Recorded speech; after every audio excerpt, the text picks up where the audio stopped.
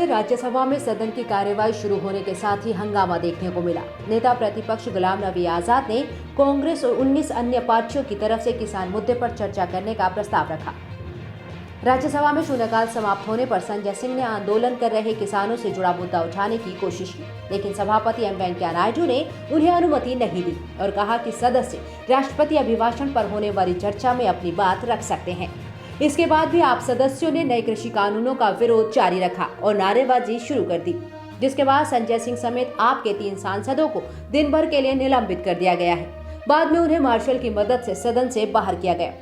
देखिए, पंजाब के 44 किसान लापता हैं। वो जिंदा हैं कि मर गए उनका पता नहीं, अखबारों में खबरें छपी है वहां पे। एक बात। दूसरी बात, दुश्मन देश के नागरिक नहीं है वो। आपने किलेबंदी ऐसी कर रखी है जैसे मालूम पड़ रहा है चाइना और पाकिस्तान का बॉर्डर आपने तैयार कर रखा है। ये इस देश के अन्नदाता हैं, उनको आप आतंकवादी कह रहे हैं, उनको आप गद्दार कह रहे हैं, उनको आप किसान होने के बावजूद लाठियों से पीट रहे हैं, उनकी आंखें फोड़ रहे हैं, आंसू गैस के गोले छोड़ रहे हैं। देशद्रोह इतना अत्याचार, इतना जुल्म, इतनी जाति इस सरकार ने कर दी है कि इनके आगे हिटलर भी फेल है। ऐसी सरकार है ये। इसलिए आज हम लोगों ने अपना विरोध दर्ज कराया कि सबसे पहले सदन के अंदर किसानों के मुद्दे पर चर्चा हो और ये तीनों काला कानून वापस लिया जाए। वार्ता से काम नहीं चलेगा। 11 दौर की वार्ता हो चुकी, वो वार्ता फेल हो गई। अब इस देश के किसानों को ये तीनों काला कानून वापस चाहिए। अपने 4 पूंजीपति मित्रों के दबाव में ये काला कानून देश में लाया गया है मोदी जी के द्वारा और इसीलिए इसको वापस नहीं किया जा रहा। हम लोग पहले दिन से इसके विरोध में हैं और आज भी इसका विरोध हमने किया है। कोई मुद्दा नहीं, सबसे पहले किसानों के मुद्दे पे चर्चा हो सदन के अंदर और ये बिल वापस लिया जाए। क्या ये सही है कि आपको सस्पेंड किया गया है तीनों को, और कितने दिनों के लिए? हम तीनों को सस्पेंड किया गया है। वहीं राज्यसभा में बाद में किसान आंदोलन को लेकर बहस पर सहमति बनने पर कांग्रेस के वरिष्ठ नेता गुलाम नबी आजाद ने कहा कि पहले भी किसानों के लिए कानून बनाए गए, जिन्हें किसानों ने पसंद नहीं किया तो उन्हें वापस लिया गया। तो जब इस बार किसान कृषि कानूनों को पसंद नहीं कर रहे हैं तो सरकार को वापस लेने चाहिए। उन्होंने कहा कि देश के लिए किसान और जवान जरूरी है।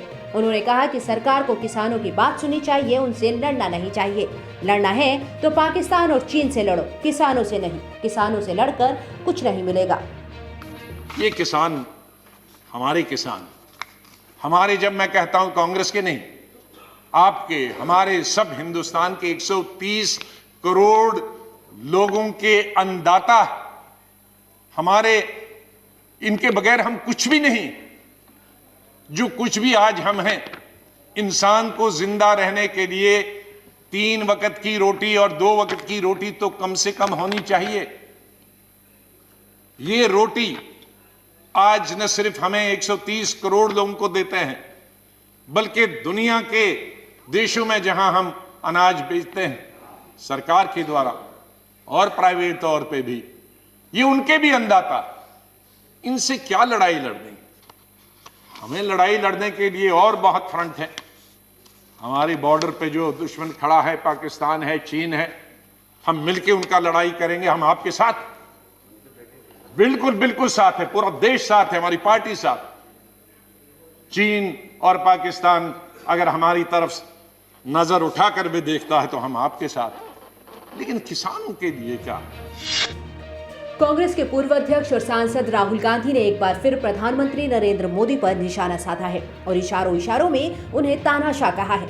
राहुल गांधी ने अपने ट्विटर अकाउंट पर एक लिस्ट जारी की और लिखा है कि इतने सारे तानाशाहों का नाम एम से ही क्यों शुरू होता है। इस दौरान राहुल गांधी ने विश्व के कई तानाशाहों का नाम भी जारी किया है। कांग्रेस नेता राहुल गांधी ने अपने ट्वीट में F Marcos, B Mussolini, S Milosevic, Hosni Mubarak, Mobutu, Michel Micombero, Pervez Musharraf का नाम शामिल किया है। हालांकि राहुल गांधी की इस लिस्ट में नरेंद्र मोदी का नाम नहीं है। आपको बता दें कि कांग्रेस नेता राहुल गांधी की तरफ से लगातार कृषि कानूनों के मसले पर प्रधानमंत्री नरेंद्र मोदी और उनकी सरकार पर निशाना साधा जा रहा है। दिल्ली की सीमाओं के इर्द गिर्द पुलिस द्वारा जो बैरिकेडिंग की जा रही है, उसको लेकर भी बीते दिन राहुल गांधी ने सरकार पर सवाल खड़े किए थे। दिल्ली के बॉर्डर पर सीमेंट से बैरिकेडिंग की जा रही है, सड़कों पर कीलें लगाई जा रही हैं। इसी को लेकर कांग्रेस नेता राहुल गांधी ने कहा था कि सरकार को पुल बनाने चाहिए, दीवारें नहीं। कृषि कानून के अलावा भी चीन मसले, अर्थव्यवस्था समेत कई अन्य मुद्दों पर कांग्रेस द्वारा सरकार को घेरा जा रहा है और किसी की बात न सुनने या चर्चा न करने का आरोप लगाया जा रहा है। केंद्र के नए कृषि कानूनों के विरोध में किसान करीब 70 दिनों से आंदोलन पर बैठे हैं। अब किसानों के समर्थन में ग्लोबल सेलिब्रिटीज भी अपनी आवाज उठाने लगे हैं। पॉप स्टार रिहाना और ग्रेटा थनबर्ग समेत कई इंटरनेशनल सेलिब्रिटीज ने किसानों के समर्थन में ट्वीट किए हैं। और रिहाना ने अपने ट्विटर पर किसान आंदोलन से जुड़ी एक खबर शेयर करते हुए लिखा कि हम इस बारे में बात क्यों नहीं कर रहे। वहीं पर्यावरण एक्टिविस्ट ग्रेटा थनबर्ग ने कहा कि हम भारत में किसानों के प्रदर्शन में एकजुटता से खड़े हैं। दरअसल कैरेबियन पॉप स्टार रिहाना ने किसानों के प्रदर्शन से जुड़ी एक खबर शेयर की। ये खबर किसानों के प्रदर्शन स्थल के आसपास इंटरनेट बंद करने को लेकर थी। रिहाना ने यह खबर शेयर करते हुए लिखा, हम इस बारे में बात क्यों नहीं कर रहे हैं। रिहाना के ट्वीट के बाद पर्यावरण एक्टिविस्ट ग्रेटा थनबर्ग ने भी किसान आंदोलन को लेकर ट्वीट कर दिया। ग्रेटा ने ट्विटर पर लिखा, हम भारत में जारी किसान आंदोलन के साथ एकजुटता के साथ खड़े हैं। प्रदूषण के खिलाफ राजधानी दिल्ली की सड़कों पर विरोध प्रदर्शन करने वाली भारतीय एक्टिविस्ट लिसिप्रिया कंगुजम ने भी किसानों के समर्थन में ट्वीट किया है। उन्होंने अपने ट्वीट में लोगों से किसान आंदोलन का समर्थन करने की अपील की है। लिसिप्रिया कंगुजम की उम्र सिर्फ 9 साल है। बता दें कि दिल्ली की 3 सीमाओं पर जहां किसानों का आंदोलन चल रहा है, वहां पुलिस की सख्ती बढ़ाई जा रही है। टीकरी बॉर्डर पर सड़क पर बड़ी बड़ी कील लगाने के बाद प्रशासन ने सिंघू बॉर्डर पर बैरिकेडों को सीमेंट से जोड़कर मोटी दीवार बना दी है। गाजीपुर बॉर्डर पर भी दिल्ली की तरफ से कतीले तारे लगा दी गई हैं। इतना ही नहीं, प्रदर्शन करने वाली जगहों पर इंटरनेट भी बंद है। कर्नाटक की राजधानी बेंगलुरु में एशिया के सबसे बड़े defence show arrow India show का आगाज हो गया है। 5 फरवरी तक चलने वाले शो में भारत अपने उन विमानों को दिखा रहा है जो स्वदेशी तकनीक से बनकर तैयार हुए हैं। शो में रूस की मदद से भारत में ही तैयार किए गए सुखोई लड़ाकू विमान आसमान में गरजते दिखाई पड़े। इस मौके पर रक्षा मंत्री राजनाथ सिंह ने कहा कि शो में भारत की ताकत दिखी है। इससे देश में निवेश और आर्थिक विकास को बढ़ावा मिलेगा। शो को संबोधित करते हुए राजनाथ सिंह ने कहा कि वैश्विक महामारी के कारण हुई बाधाओं के बावजूद इस साल के आयोजन में इतनी बड़ी संख्या में प्रतिभागियों को देखकर मुझे खुशी हुई। एरो इंडिया 2021 भारत की विशाल क्षमता और हमारे देश में डिफेंस और एरोस्पेस के क्षेत्र में विविध अवसरों को प्रदर्शित करेगा। उन्होंने कहा कि मेरा मानना है कि एरो इंडिया 2021 निवेश को बढ़ावा देगा, विनिर्माण पारिस्थितिकी तंत्र का विस्तार करेगा, उद्यमों का समर्थन करेगा। This shows that humanity has tremendous capacity to overcome the adversities and it is ready to convert such challenges into opportunities.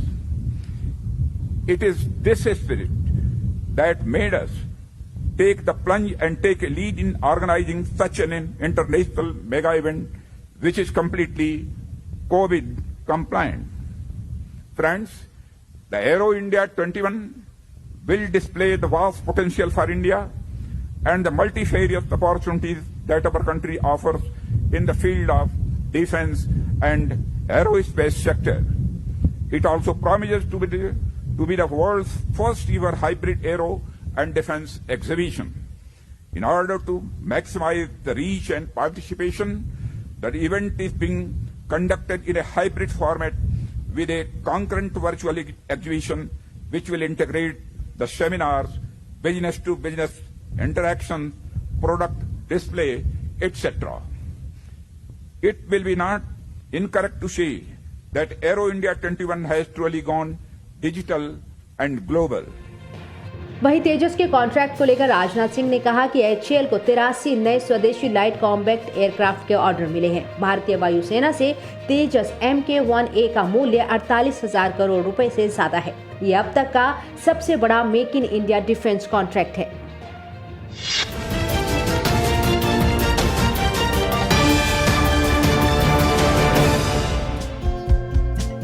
हमारे चैनल को लाइक, शेयर और सब्सक्राइब जरूर करें और नई अपडेट्स के लिए बेल आइकन दबाना ना भूलें।